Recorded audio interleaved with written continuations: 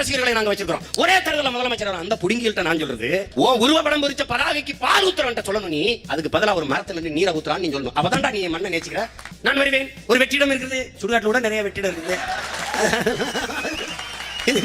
வெற்றிடம் இருக்குது. என்னத்த வெற்றிடம் இருக்குது? நீ தலையில தண்ணி விடி ஒரு படம் ஓடாது. அது வாய்ப்பு இல்லை ராஜா, இது வாய்ப்பு இல்லை. இது உங்களுக்கு நீங்க அமைதி பீஸ் சுற்ற போட்டு இமயமலைக்கு போறதை விட்டுட்டு இந்த வேலை உங்களுக்கு வேண்டாம் நம்ம சொன்னா கேட்கறது இல்ல. ரஜினிகாந்த் கூட நீ படறா, அது கூட பரவாயில்ல.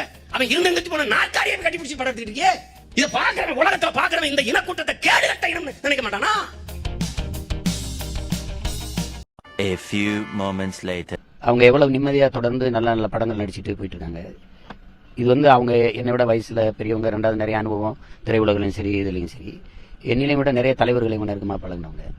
இது எவ்வளவு ஆபத்தான விளையாட்டுங்கிறத நான் காலம் எனக்கு தள்ளி விட்டுட்டு நான் இதை பார்க்கும்போது, இது எங்கள் அண்ணன்ட்டையும் சொன்னேன், கமல் அண்ணன்ட்டையும் சொன்னேன், எல்லாருக்கிட்டையும் சொன்னது. இது ரொம்ப கொடூரமான ஒரு ஆட்டம்.